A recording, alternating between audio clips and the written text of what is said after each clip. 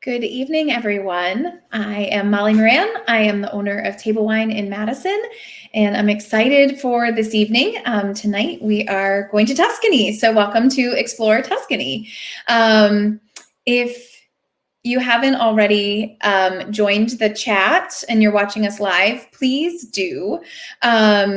We have we have a birthday celebration. So first and foremost, happy birthday, Katie Payne. And it looks like we have lots of groups together of vaccinated friends, and that's like so lovely. It's just so great to see. So whether you are by yourself with these wines and me, or with a group of people, either way, I'm just excited to have you all here. So thank you. If you are watching live and you haven't filled out the poll yet, please do. It's 2 questions, and I'm just trying to gauge kind of how much Tuscan wine people drink and what they're familiar with. And there is also the question on the table of what your favorite Italian or Italian American food is, because I love an icebreaker. I do. And I love seeing what you all have to say. I think it just is kind of fun and reminds me that, like puttanesca is a thing. My daughter doesn't like olives, so I don't eat puttanesca that much, but it's delicious. And I loved all of your answers. For what it's worth, my favorite Italian food. I grew up in Pittsburgh, Pennsylvania, which has a very large Italian population. And so kind of the way that fish fry is around here, where regardless of what kind of restaurant you are, unless you're like super fine dining, everyone offers a fish fry here. That's kind of how Pittsburgh is with pasta. Like no matter where you go, you're going to have pasta. But my favorite dish of all is cacio e pepe, which is like pecorino cheese and tons of black pepper. It's simple and not that as exciting as some of your answers, but it's the thing that I would eat. I want my last meal to be that. So I'll take that. So I'm going to check out the poll and just kind of gauge. So we've got a lot of sometimes drinkers, people who drink Tuscan wine at least a few times a year.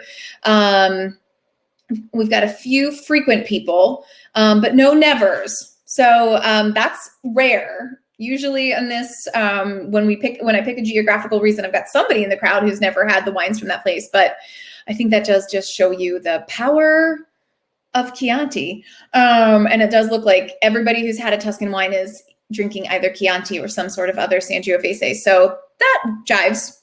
That makes sense. So we're gonna get into Sangiovese in a little bit, but we're gonna pit stop with some delightful white wine first. I'm going to give you some kind of high-level overview of Tuscany. So if you want some wine in your glass right now, please feel free to pour yourself some Vermentino, but we're not going to start chatting about it for just a little bit. So we'll dive in to high-level overview of Tuscany to get us going. So fundamentals about Tuscany. The Italian wine classification system breaks everything up into regions. If any of you were joining us last week with the importer, Mary Taylor, Mary kind of talked a bit about appellations and things. So maybe this is familiar to you.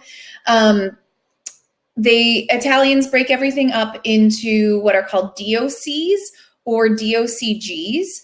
And that is saying that the wines are coming from these very specific regions, and that to put the name of that region on there, it has to follow some pretty strict guidelines in terms of like what grapes can grow. Depending on the place, it can also say how many grapes the vineyards can yield, and aging requirements and other things like that. So that's true throughout Italy. Within Tuscany, there are 41 of these DOCs and 11 of the DOCG. DOCG is, I hate to say that is a step above, because I don't necessarily think that it always equates quality, but it is more strict. Regions are smaller.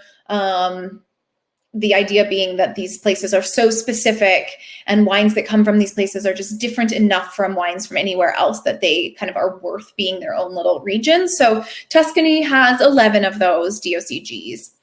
It produces the third most DOCG/DOCG wine in all of Italy. And surprisingly, it's kind of low. It's 8th overall in Italian wine production in terms of like kind of the larger regions. And that surprised me, considering just how much darn Chianti there is out in the world. But that's that's the truth. Within Tuscany, red wine is definitely the most important. I don't have exact percentages, but it's well over 2/3, well over. And then the rest of it is being used for white. Now rosé is definitely catching on in Tuscany, I think more than other regions. Tuscan rosé tends to sell well in the US, and dessert wine. So we're not tasting a dessert wine tonight. When I have taught this class in person in the past, we have enjoyed Vinsanto, which is the dessert wine from this region. Vinsanto is absolutely fantastic. It's a bit sweet. I shouldn't say a bit sweet. It's sweet and expensive. And so I didn't think that it was the right choice if I'm going to limit these virtual classes to 3 wines. I didn't feel like Vinsanto was the right choice for one of these wines. But if you want to take what you're learning tonight and keep going with it, Vinsanto would be a fun one to kind of add into the mix. In terms of Tuscan terrain, it's pretty hilly there, and you'll see I have some pictures of the different wineries and different vineyards, so you'll get to see some of that terrain. And generally, almost all of the vineyards are at pretty high altitude, so it's a hilly place. The question is, do I carry Vinsanto at table wine? I don't. I'm happy to special order it anytime. When I say expensive, I mean for a half bottle, I'm trying to think off the top of my head. It's going to be at least in the low 50s, $50 for a half bottle. So it's just not something that I tend to keep around. But if you're ever interested, if you want to get one, I'm happy to special order them for you. From a historical perspective, it doesn't get much more interesting /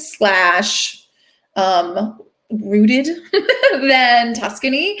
So wine has been made in this area since the 8th century BC, which just stop and think about how freaking long ago that is. So the Etruscans brought wine and grapes to this area then, and kind of grapes have been grown in this area since then, and wine has been made there ever since. Throughout the Roman Empire and the Middle Ages, the wine in Tuscany was primarily for the monasteries, for Catholic services. So they were kind of grown, on the property. The monks tended to the vines. They made the wine, and it was kind of, by the village or even a smaller subset. So, you could kind of pop by the monastery and get a little jug of wine. And that really was how it carried through for centuries. Wine was incredibly important within the trade routes that came through Florence. And so it's always been important in Tuscany. And then I'm fast forwarding through centuries of time because there's not all that much to say other than yeah, it was super important. Yeah, it was all kind of little village wines. And then a revolution broke out in the 1850s in this area. At the same time, this fungus started growing on the grapes in Tuscany. And it didn't completely decimate the vineyards, but it did kind of wipe out the wine trade in Tuscany. So my understanding is that there were still grapes being grown, but it was not at all being exported by any stretch or anything of that sort. It was not an industry. And wine kind of suffered for a while. I mean, for almost 100 years. Tuscany in general was just hit hard by World War II. And so it didn't, the area didn't really recover until after that.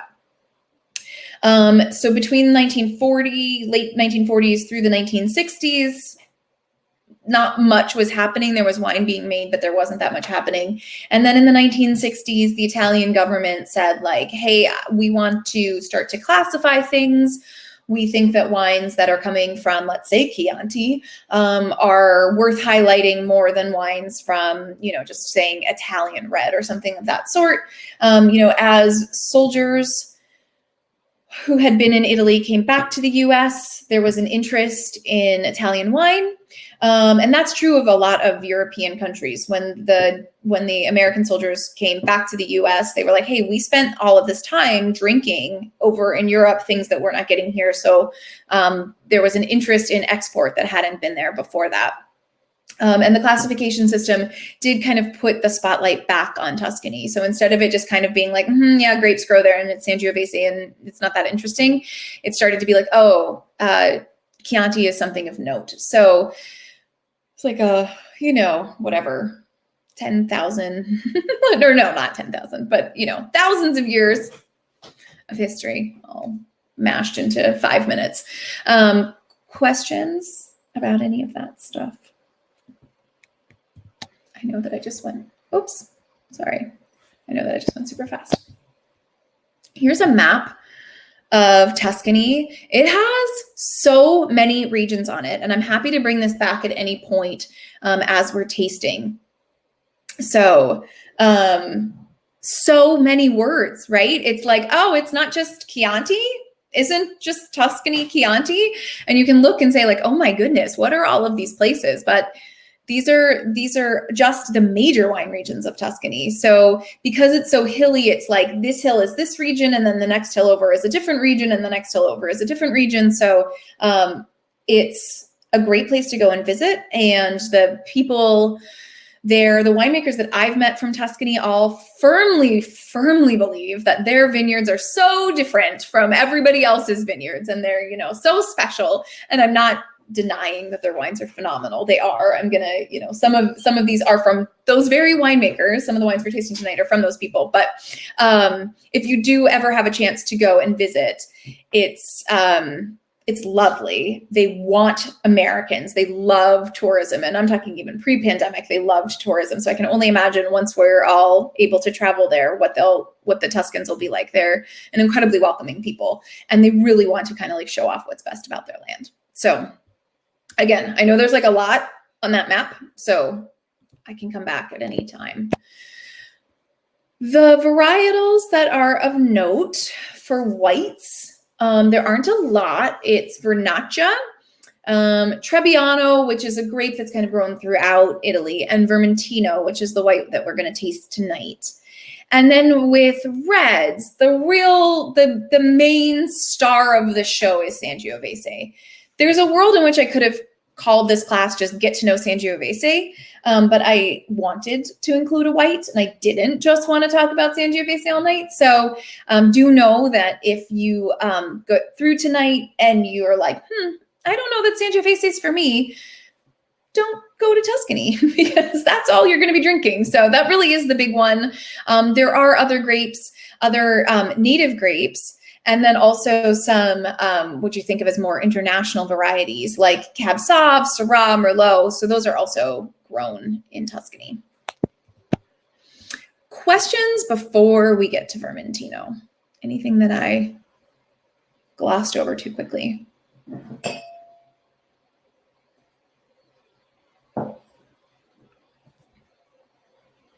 Okay. I'll wait another few beats in case you change your mind. I want to ask a question.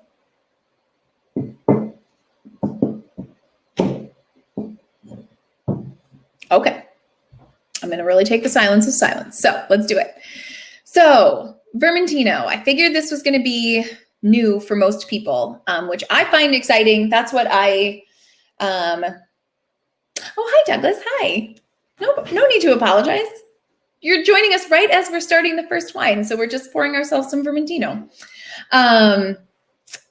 So I figured that of the wines of Tuscany, Vermentino would be the lesser known one. So that's one of the reasons that I picked it. So if you're not familiar with it, it has good acidity, like pretty much all Italian wines, particularly Italian whites, are known for their acid. So it's kind of classified in the medium to high acid range. It's not on the bone dry end of the spectrum. So I always hesitate to ever use the word sweet. So I'll just say medium dry. So there is we're not saying the S word here, but just know that it's not bone dry usually. And that it is, so this is an interesting thing. Technically, objectively by wine professionals, it's classified as light to medium bodied. When we taste it, there is a fullness, there is a weight to Vermentino that I was a little like, I don't know that I actually agree with that classification, but there it is nonetheless. So just know that if you taste it and you're like, no, I would put that, as a bit fuller bodied, I'm kind of in that camp too, but I'm just going with objective truth. Vermentino, known for citrus fruits like orange, lemon, not so much like the lime zest kind of thing, but not grapefruit. It's not like New Zealand Sauv Blanc. It's more like a little squeeze of lemon on your pasta primavera type of thing. Really known for tree fruit, apple and pear being kind of the two big ones. And then like the really fun things of Vermentino are often an herby or a nutty note, or possibly even both of those things, which from a food pairing perspective makes it really fun because it's not just fruit. It has some other things going on that make it really exciting to pair with. In Tuscany, it's common for it to be aged in stainless or oak. So I mentioned that just so that you know that what we are tasting is a stainless style. And that's common, but you might also find an oak aged one. So just kind of like be aware, depending on what you like, whether you like that or not. So people are already starting to chime in about how they're liking this wine so much, which is awesome. So if you haven't already started tasting, please do. Let me know what you think, what you're smelling, what you're tasting.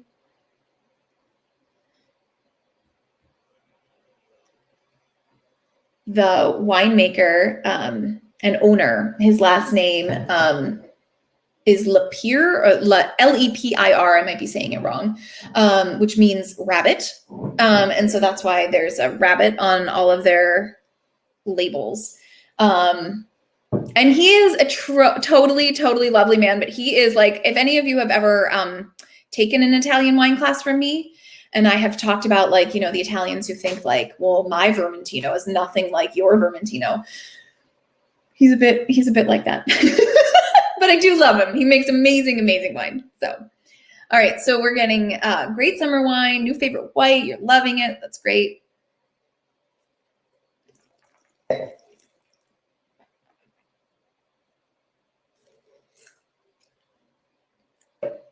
You thought grapefruit, but you're wrong about the grapefruit. Yeah. I would kind of agree. I can see where you'd smell the grapefruit a little bit. Marla's saying that they have a slightly sweeter one. So I'm not surprised, Marla, that it would remind you of Sauvignon Blanc, but maybe be a little bit sweeter, depending on the winery that you got it from. I've had some that are pretty ripe appley, like pretty, have like a lot of fruit to them. So that makes sense. That kind of jives.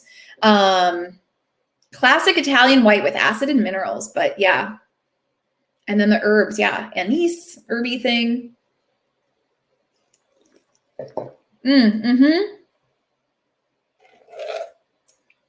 Kristen and Patty are saying the ocean air salinity. I completely agree. And this part, actually, I will bring the map back up for a hot second. So where this wine is from a more general area called Maremma, which is down in the southwest. So it's actually not named on this map because it's kind of like a larger region, but it's down here very close to the sea. And so it has that, I completely agree that it has that saline kind of quality to it. And I don't know this to be true, but I wouldn't be surprised if the saline is actually coming, like is actual salt. Other places that I visited that are this close to oceans and seas, when the fog rolls in, it is carrying actual salt crystals from the salt water, and it lands on the grapes. Pretty much every other, Albarino, Verdicchio from the other side of Italy, like that, I think that it probably is exactly that. Chocolate up in the Basque region, all that kind of stuff. Yeah. And I do, somebody mentioned, Katya and Drew mentioned the almond, and I really do feel like there's an almondy quality to it. From a food pairing perspective, I mentioned pesto because it kind of is that beautiful combination of herbs and nuts, right? And so it's really beautiful with that. It has enough of that herbaceous green thing that it works with asparagus. The most classic pairing with asparagus is Gruner Veltliner from Austria. I'll put that in the chat. And I'm not going to lie, asparagus is a hard one.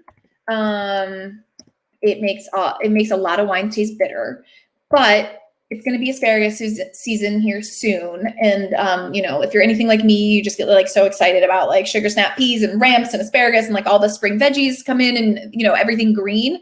And so, yeah. Oh, good. Barb's eating asparagus. Yay. Great. So, I also put, that because of that weight, I don't know, nobody's really kind of like commented on the weight, but I'm going to assume that y'all are feeling it a little bit, right? It's not like super, super light. It does pair nicely with egg dishes. So something like quiche, it's really beautiful with that.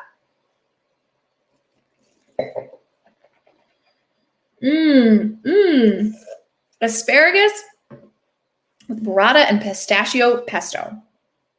I feel like that is like the perfect pairing for this wine. That sounds absolutely phenomenal. Well done, you. Ellen was picking up on the anise, and I was thinking like an apple and fennel salad would also be super delicious with this and kind of like, play that up a bit. And good. Some people are feeling the weight. That's great. I'm really glad. So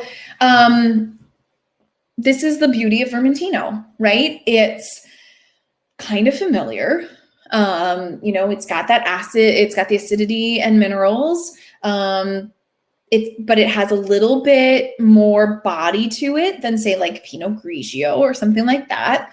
And then the herbaceousness takes you in kind of like a fun direction. So I do love it. I think that I'm drinking this obviously without food. I don't know if anybody else is not eating yet. But I don't think it's like the rare Italian white where it's not like, oh my gosh, the acid is so strong that I have to have it with food. I think that you can sit around and drink it. So as whether you open up and see friends or you're just hanging out by yourself on your front porch or whatever, it's going to be like 80 degrees this weekend. Like this is totally a beautiful white wine that you could just drink on its own without anything.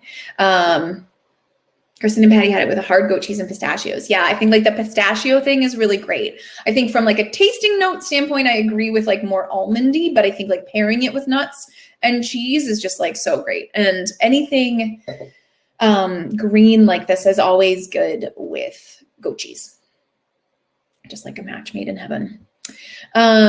Is there anybody who's not digging this wine? I feel like everybody just we all just went with like our happy times, but I want to always give people space to say that they are not as into it as I am. That's a totally fair assessment.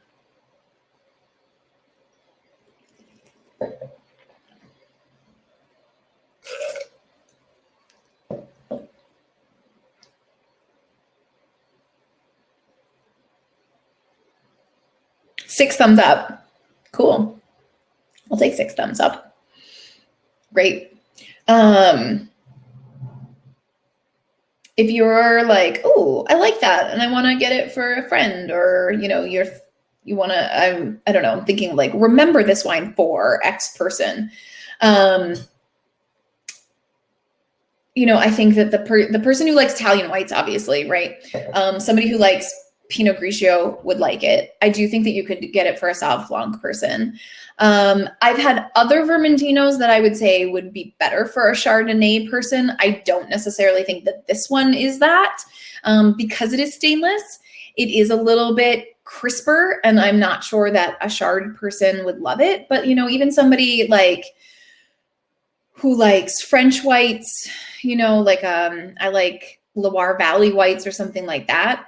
I think that it would be a happy find for pretty much everybody who, other than like I want it really sweet or I want it like really big and oaky. I think that like any other white wine person would be so happy with this. Yeah, I'm glad we're getting lots of likes.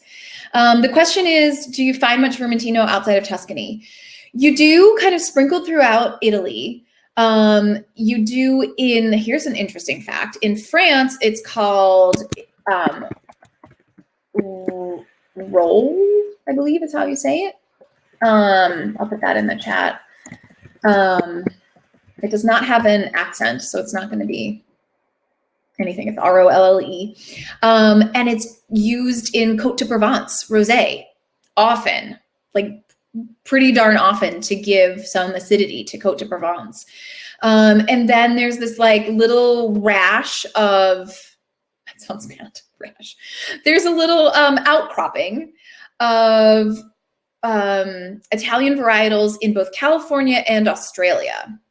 So I've come across some really beautiful Vermentinos from both California and Australia, where because of immigration, people came from Italy, and those were common places where they settled. They brought grapes from home, or when when the younger brother came over, they said, "Hey, man, bring some of the grapes from home." So there's Vermentino in both of those New World places, and they're really lovely. There was one that I really loved from Australia, and I'm forgetting the name of it right now, that I kind of considered carrying at the shop. It was going to be $40, and I was like, I don't know. This was like years ago, like pretty early on in our tenure, and I was like, I'm not sure that people are going to go for $40 Vermentino from Australia. That feels a little too esoteric, but yeah, you can find it. Not super readily, right? It's not, well, you have to have a Vermentino from, the Central Coast on your wine list, or you can't call yourself a wine bar. Like, it's not like that, obviously, but you will find it other places, and you will find it in other parts of Italy, though Tuscany is the main place. Any other questions about Vermentino?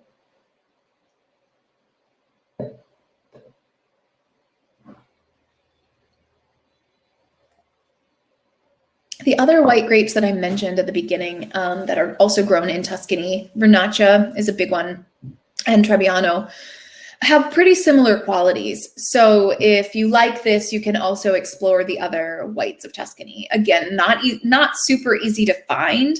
You're not necessarily going to have like multiples to choose from, but they are kind of cool if you come across them on a glass list, or kind of a larger wine store, something like that. They can be really kind of fun to explore. Ellen's asking if we carry other Vermentinos. We do. Trying to think off the top of my head. I think we just have one other one, which is the Malache.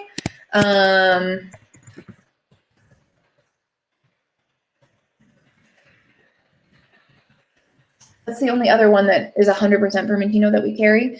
We have at times had white blends from the West Coast of the US that have had some Vermentino in them, but I don't think that we have any in stock right now. And for the longest time, we had a Vernaccia that I just absolutely adored.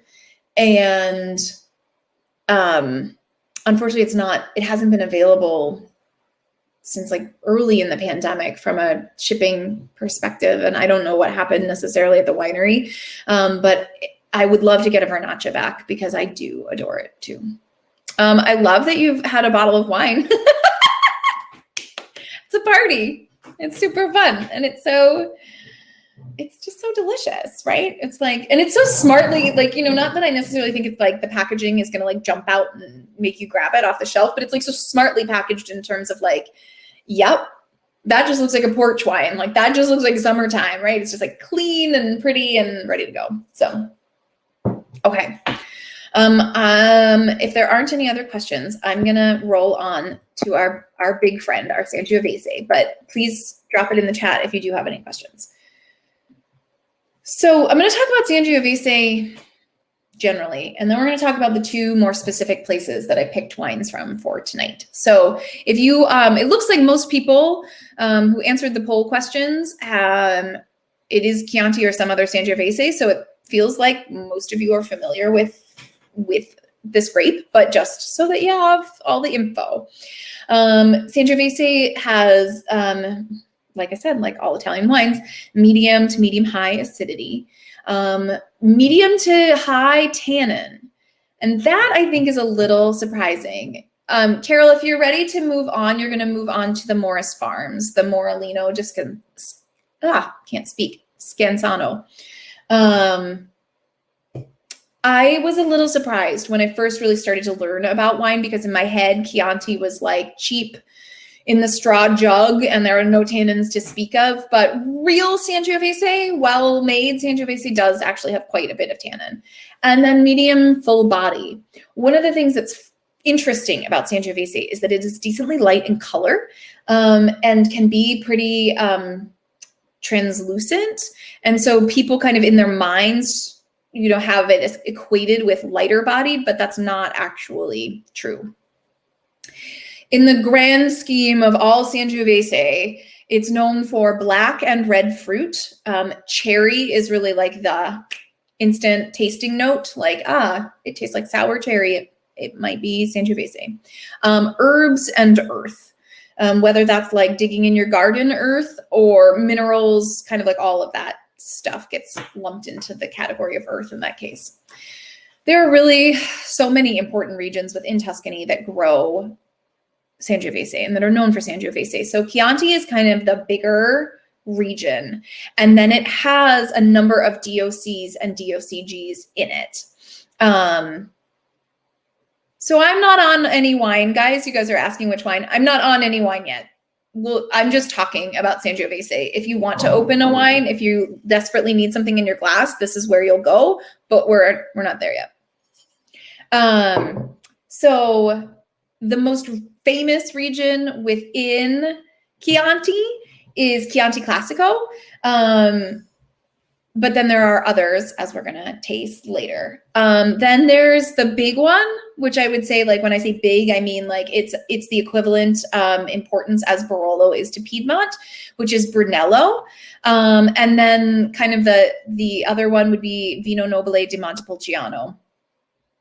I don't want to throw too many words at you, but please just know that when I have Montepulciano here right now, in this instance, I am talking about the place of Montepulciano where they grow Sangiovese. So there are two towns in Tuscany, Montalcino and Montepulciano. They're both known for Sangiovese.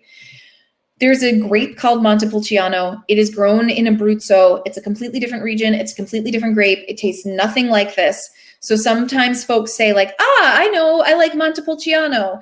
And our expectation is that, like when we're talking at the shop, our expectation is that usually people mean the grape, the $10 fun, easygoing, fuller bodied red. That's the grape. Montepulciano, Vino Nobile di Montepulciano is the place, and wines from that area are never going to be like under $20. That's like the very minimum. So just more confusion, as Kristen and Patty are pointing out. So that is the high level overview of Sangiovese. I know some of you are very excited to get on with the drinking part of this, so let's just move on. So we're going to move on to the Morellino if you haven't already. So Morellino di Scansano is one of these DOCGs within Tuscany. It is outside of Chianti. And it has to be, for a wine to be called, to be able to, oh good, thank you. I'm glad. I'm like trying to keep up with everybody's enthusiasm. So to be called Morellino di Scansano, the wine has to be at least 85% Sangiovese.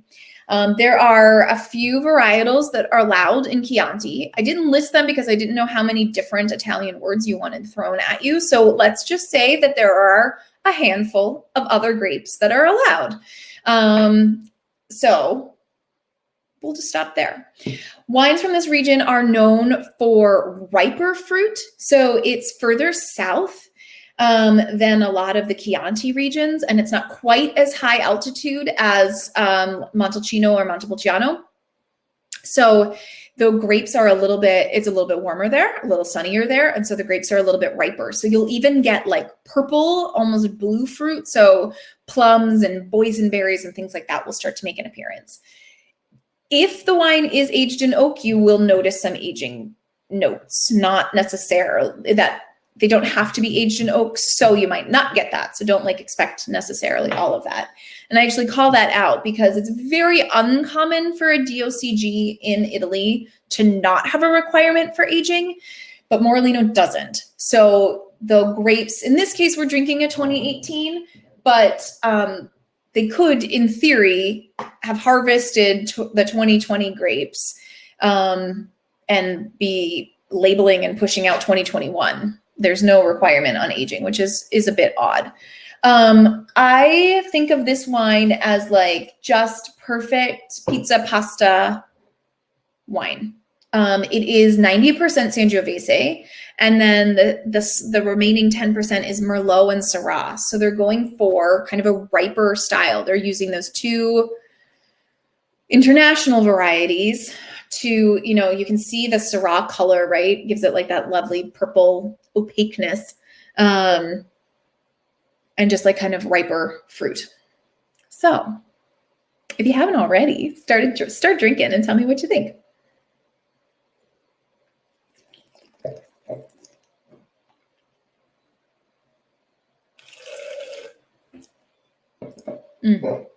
Love the smell. It smells like freshly plowed farm fields. I love that. A little smoke on the aftertaste. I'm there with you. So this one is aged for 8 months in pretty large oak barrels. So they're not going for like super intense oakiness, but I do think that kind of like little bit of smoke that you're getting, or the little dusty, that would be both the varietals and then also a little bit of that oak aging.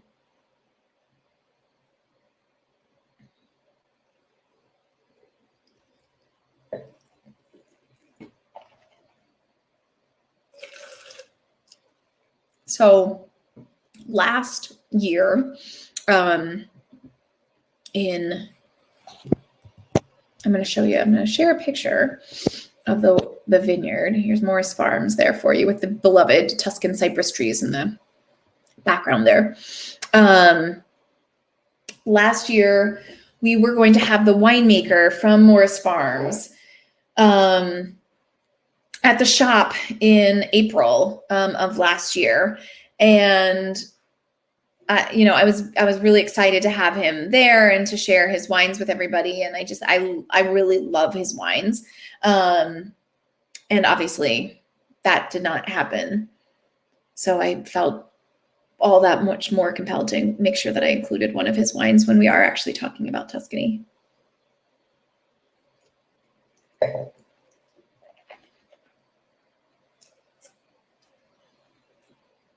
The chat's quiet now. We got like instant reply and now like super quiet. So what are y'all thinking? How do you guys feel about it? How would I describe this fruit?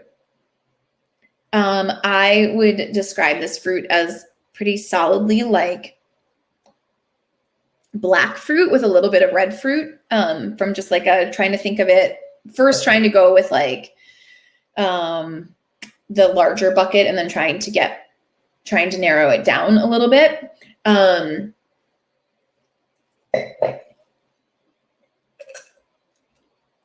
And then for me, like it's like tart blackberry. That's my thing. Like you bite into that blackberry that's not quite sweet enough and you're like, ooh, that's a little tart. That's kind of where I am with this, and almost like a blueberry on the finish. It's not like that super ripe blueberry that you kind of sometimes get with Syrah, but I do think that it's kind of in that category with things.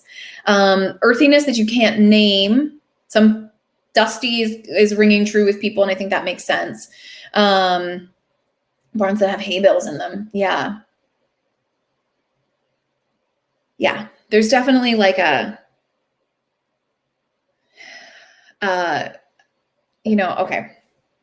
I hate the word terroir. I actually don't hate it. I shouldn't say that. I hate using the word terroir because I feel like it's one of those wine words that like is an automatic roadblock to understanding for people because it gets bandied about by, you know, a sommelier or somebody in a wine shop. And you're like, I don't know exactly what that means.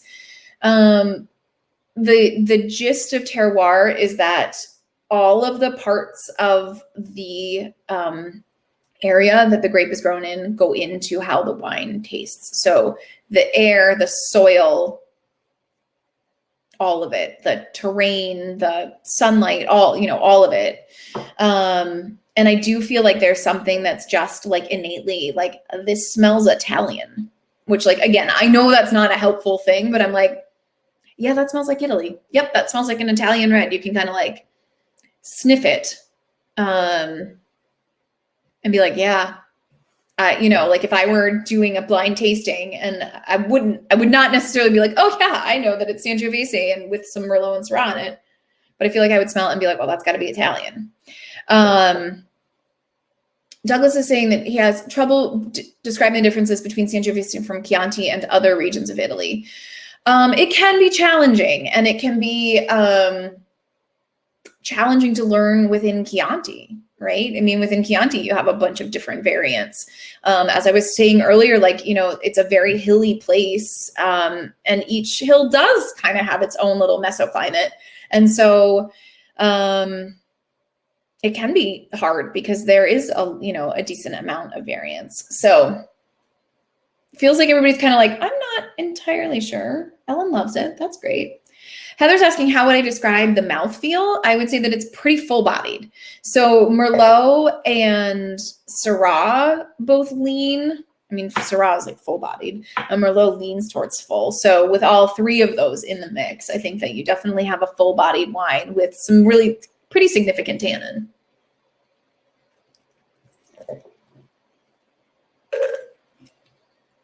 Let me know if that doesn't jive with what you're tasting. And I definitely think the acidity is there, right? Like my mouth starts watering kind of like right away.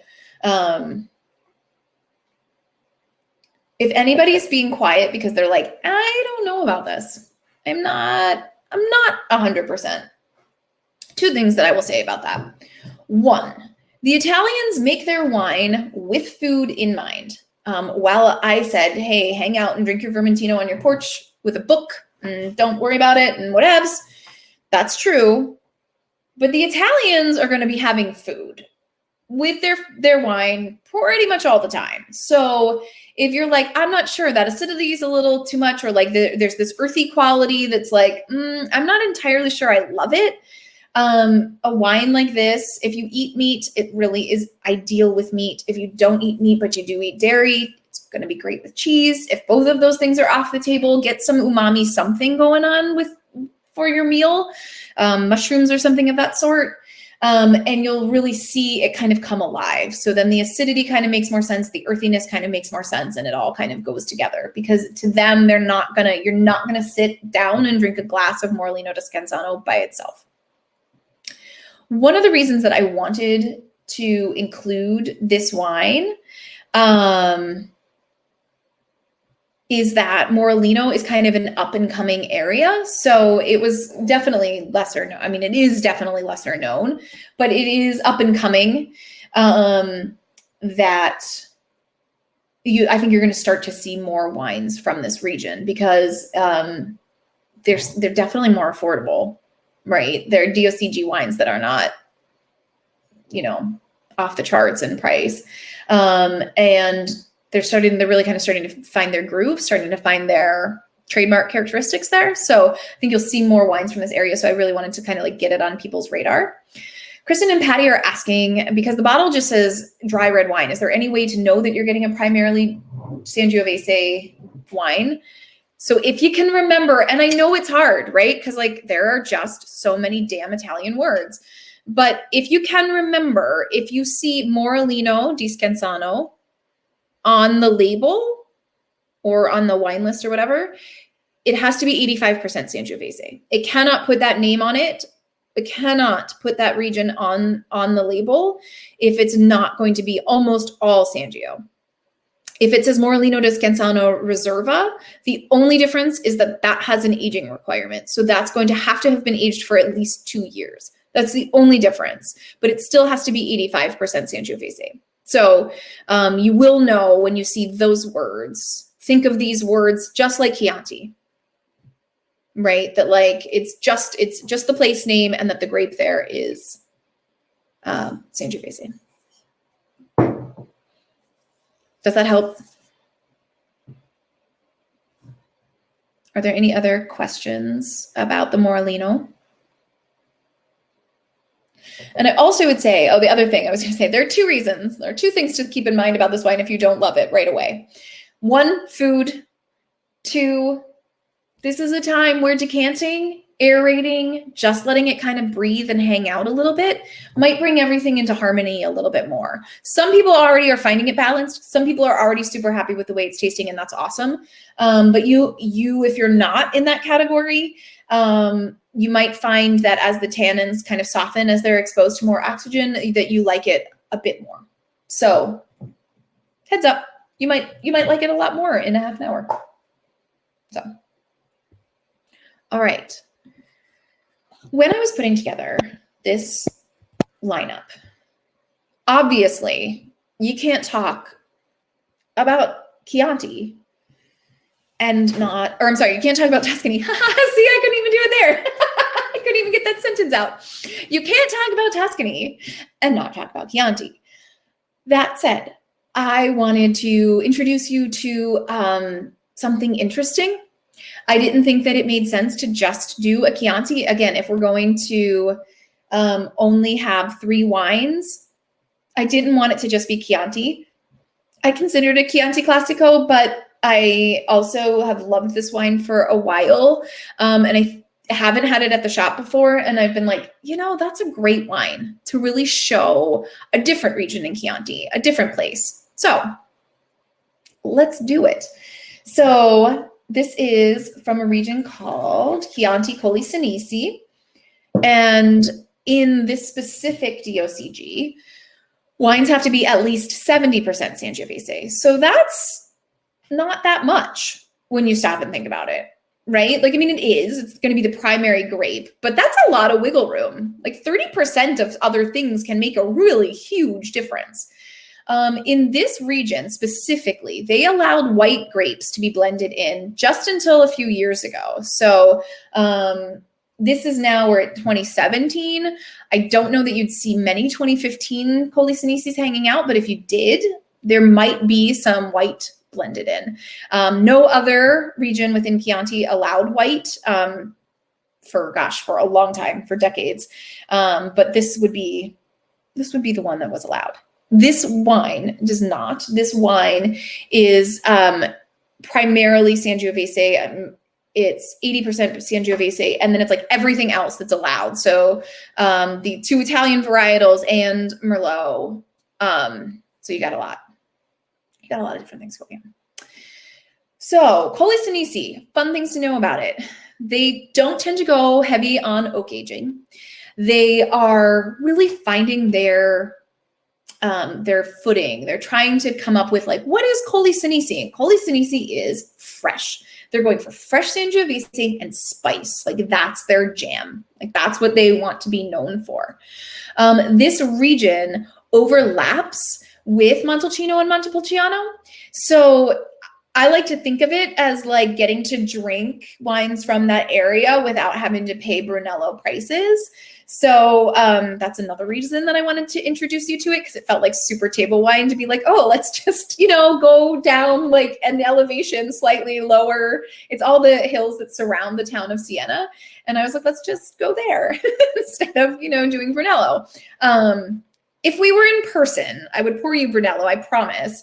But those are hella expensive and, not everybody wants to spend that kind of money. So please taste, tell me what you think. It's a very different beast than our last wine. Just such a different wine, even though the breakdown of percentages and stuff is pretty similar.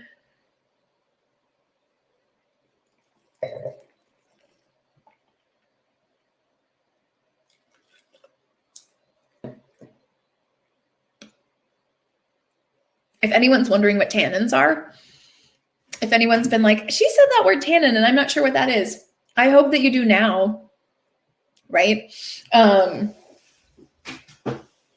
Those tannins, they are high. They are definitely high, which would be a reason to have this with some savory things. Some, everything is good with, all of three of these wines are good with a different version of pizza. But this would be your like mushroom sausage pizza, so yeah. Heisley loving this wine. I'm not surprised. It's super grippy, right? That makes sense to me. It does. It smells great. Patty's commenting on the aroma. I really love it. And Kristen's smelling more earth on this one than the last one. I think that's fair. I mean, I don't think that like you have to not smell earth here. Marla's asking, so Chianti Classico, two things. One, Chianti Classico is actually a region within Chianti. So it is a specific place. But then also on top of that, to be labeled Chianti Classico, there is an aging requirement. So it's both things, Marla. It's both that it is a slightly different area, or more refined area. I shouldn't say different area. It's within the bucket of Chianti, but then it also has to be aged longer. So yeah. So let's see. Pairing with parm, and the pairing is umami-licious. I didn't know the word umami-licious was a word, but I freaking love it. It's great. Yeah, right? You need some umami to go with this. Ellen's saying, so weirdly, this is what I think of when I think of Chianti, and it's not your fave. That's funny to me that this is what you think of when you think of Chianti, because dear Lord, I wish this was what I thought of when I thought of Chianti. I mean, until I opened the shop, now I have an expanded view of Chianti, but like, I feel like Chianti is like blah, boring, cheap, not interesting, doesn't taste like anything cherry wine. So if it's not your fave, Ellen, the tannins are a lot. I have had this wine when I've tasted it in the past. I have definitely tasted it like not up, like immediately upon having it been opened, and the tannins will soften. I would think that you would really enjoy this wine in a little while, or if you decanted it. So if you don't have a decanter, pour it into a mason jar, pour it back into the bottle, or just pour it into the mason jar and then pour it from there. Or if you have an aerator or something like this, it would be great with that. So, or it would be great doing that. So if you don't love the tannin quality to it, that would be my suggestion. But I know that like then there are the folks who are like, this is all I've ever wanted in a wine, so I don't ever, want to tell people to aerate ahead of time. Heidi's asking if this would pair well with liver and fava beans. I would say no. Ha ha ha. I'll actually answer the question. I'll take it seriously, and I will say, I feel like this might be a little much. Tastes great with spicy pasta. Awesome.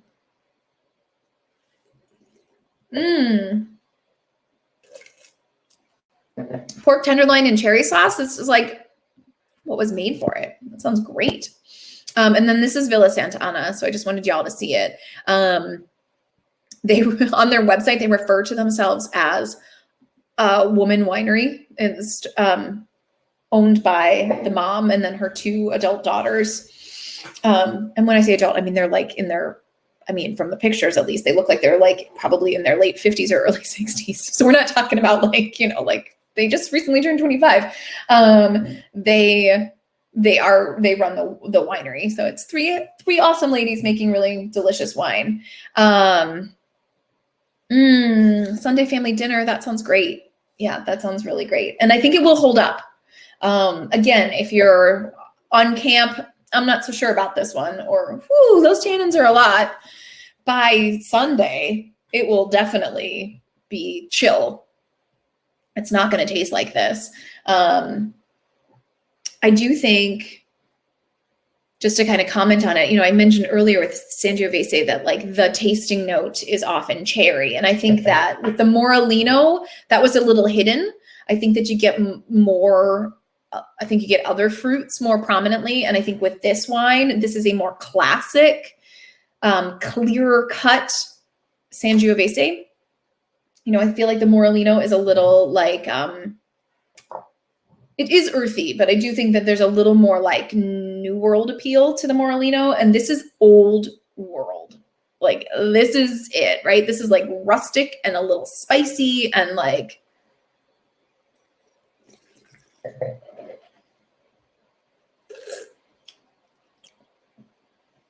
I already feel like the tannins are kind of softening. And boy, is my mouth watering. Like, I'm just like super, super ready for food.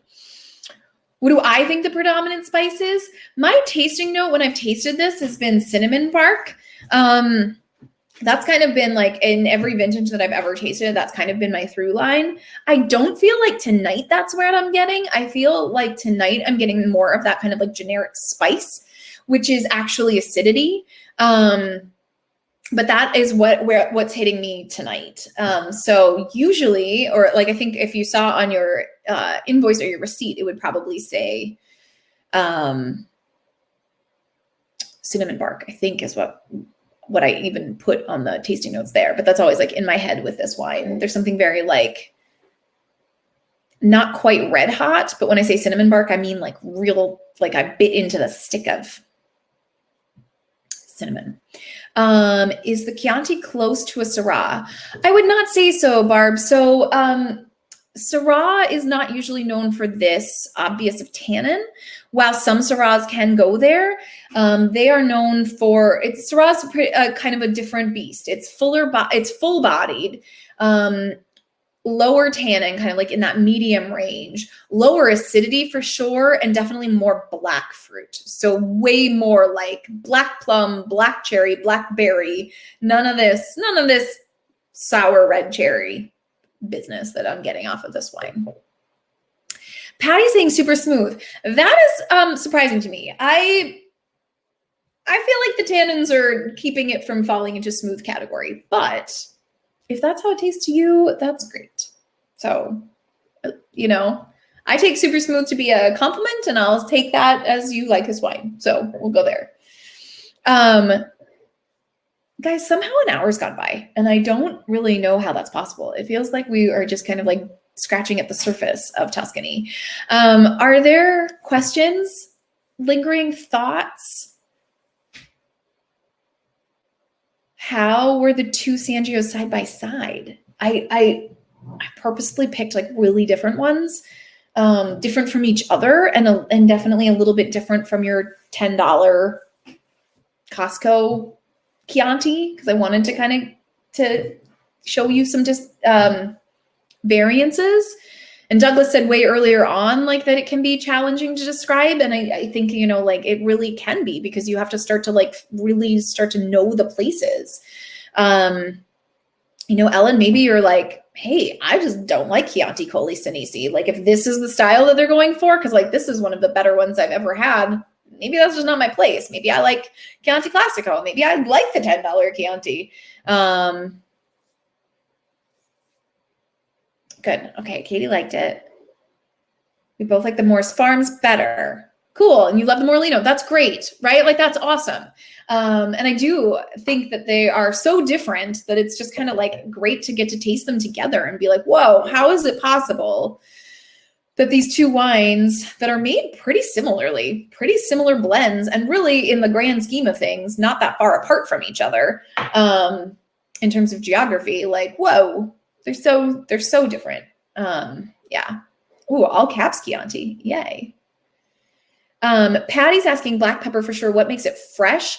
That they usually are aged in stainless steel or neutral oak barrels. So they're not going for like a lot of oak aging.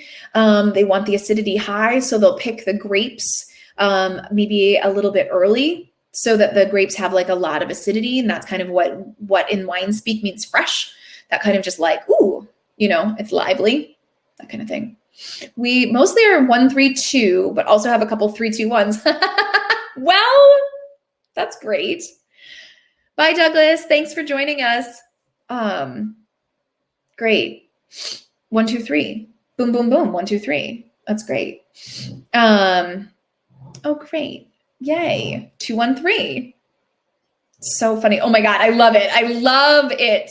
I love seeing the straight up disagreement. It's wonderful. It like just makes my day to see people having such different opinions about things.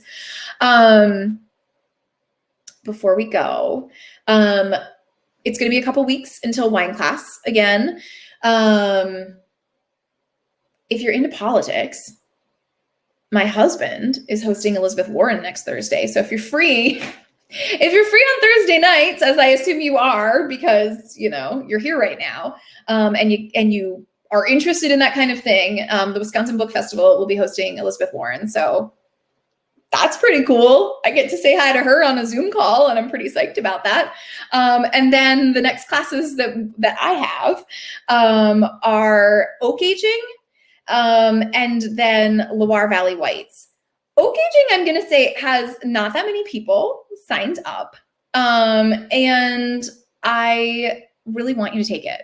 I really, really want like everybody they know to take that class. I've never taught it before, and it came at the request of a number of customers, but it's the kinds of questions that I get asked in class a lot about, like, well, what's the difference? Or when you say neutral oak, what the hell are you talking about?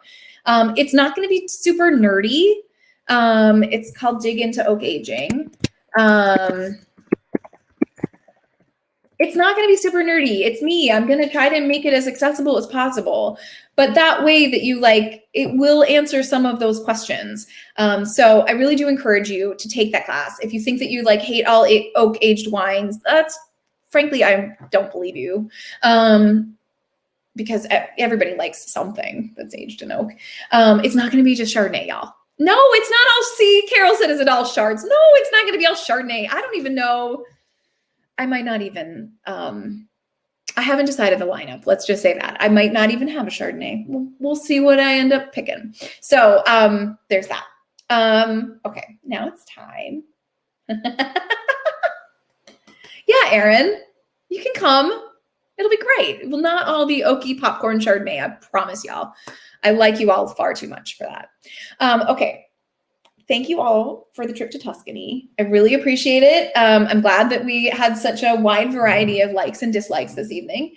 And tell me how those reds turn out in 5 days. Tell me how the reds open up and what you think. So thank you guys. Really appreciate it.